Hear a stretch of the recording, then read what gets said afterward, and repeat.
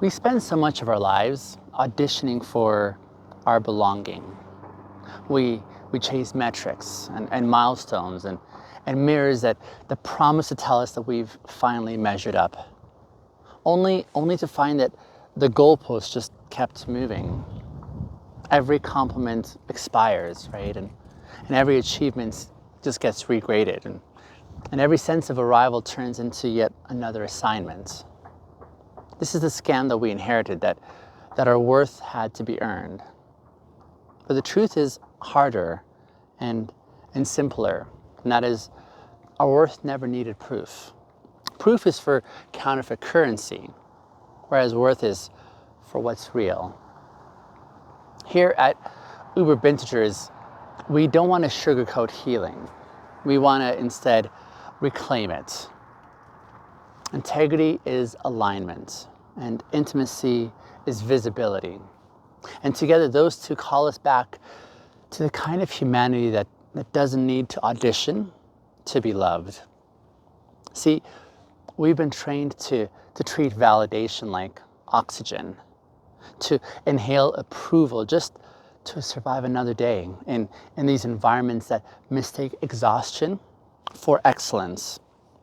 So we learned very early that praise means safety, and that being needed keeps us relevant, and that silence means that we're slipping out of sight.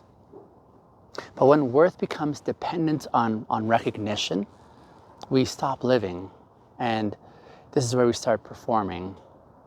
And the problem with performance is that it never ends. See, even rest becomes another scene that we have to justify. And we can't nap without earning it. We can't say, I don't know, without feeling like it sounds kind of like we're a failure. And we can't let love in without immediately calculating what it might cost us. And it's not self-respect. That's survival that's masquerading as success. And most of us, we've built empires on this, haven't we? Integrity asks us the inconvenient question, and that is, who told us that proof was necessary? Was it the parent, perhaps, who only noticed us when we accomplished something?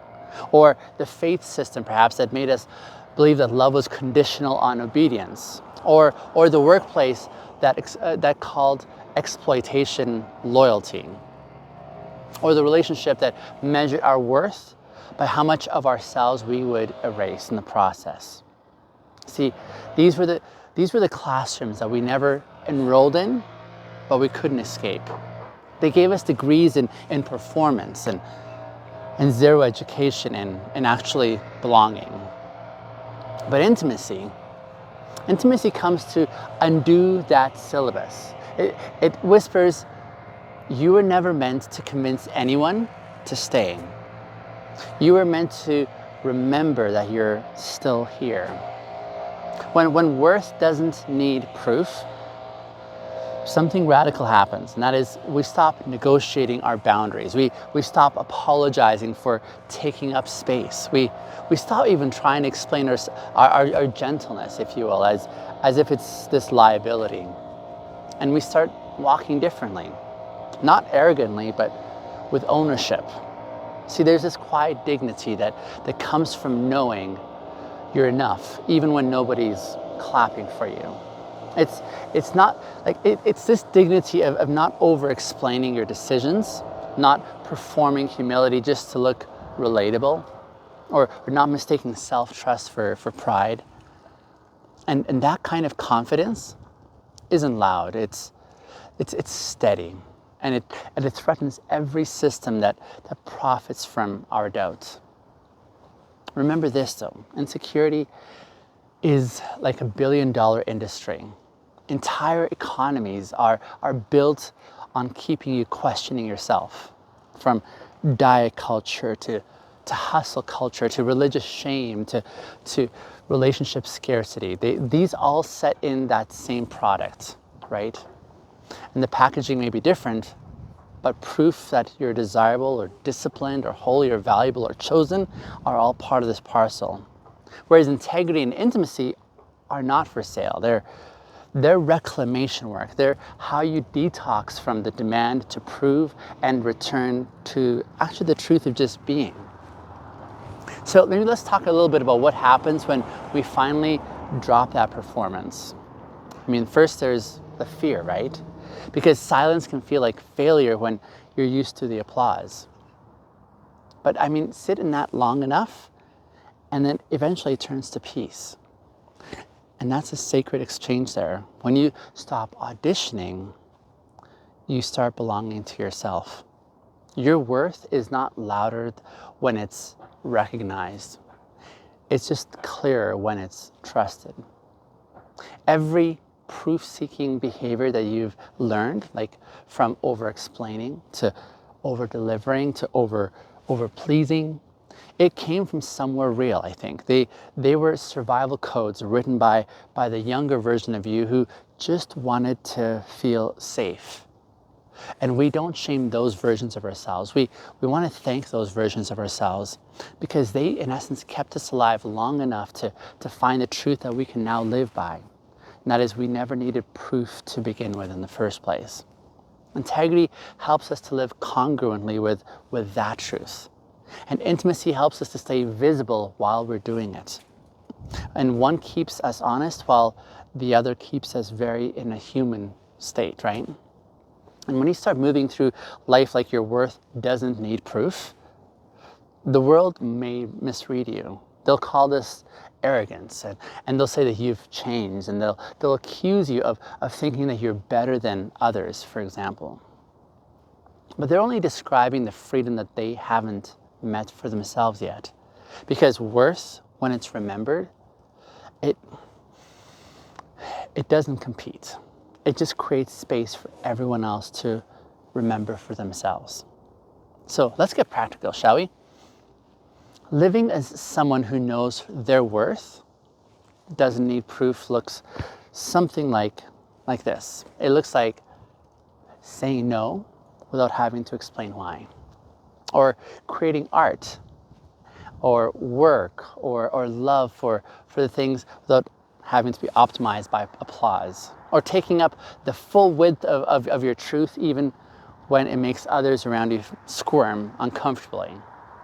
It looks like resting on purpose, or speaking with gentleness instead of with guilt, or being visible without marketing yourself for sale. See, each of these is like a small act of rebellion against this lie that you have to prove your worth and worthy of existence. If you've forgotten how to live like this, remember this. You started as proof enough already. When you were born, for example, nobody demanded a resume from you. You cried and you breathed and you existed, and that was a celebration. It was that somewhere along the line, that celebration was replaced with evaluation. And today we want to reverse that again. Integrity would say something like, I'm going to live in alignment even when no one is watching. And intimacy would say, I'm going to let myself be seen even when I'm still becoming. Because together these two restore the one sentence that dismantles every shame system, and that is, I'm already enough, and I don't need proof to prove it. We don't reclaim our worth through affirmation mantras, like we reclaim it instead through embodying this. So try this tonight perhaps. Sit in silence for maybe like 60 seconds without scrolling or without producing or without fixing, and then let this discomfort surface. And when your brain starts whispering that you're wasting time, just give it a soft answer back saying, I'm not wasting time. I'm remembering that I exist. See, this is the work. This is the revolution that no algorithm can actually measure. So, just remember that you're worthy even when you're healing. Because what this teaches us to do is to stay gentle through the process. And then our worth doesn't need proof and it doesn't need us to stop apologizing for just being present and existing. Because healing is not a prerequisite for your worth. It's the evidence that your worth was there all along. Just patiently waiting for you to stop having to prove it. Tomorrow, in our episode, we're going to move a little deeper in this remembrance. And in this one here, we're going to remember that you're always enough, even before the growth was happening. We're going to explore what it means to separate transformation from transaction, to stop treating improvement as a redemption and start honoring the self that existed even before trying to fix ourselves began. But that'll be for tomorrow. For now, let me just say thank you for watching. I will see you in tomorrow's episode.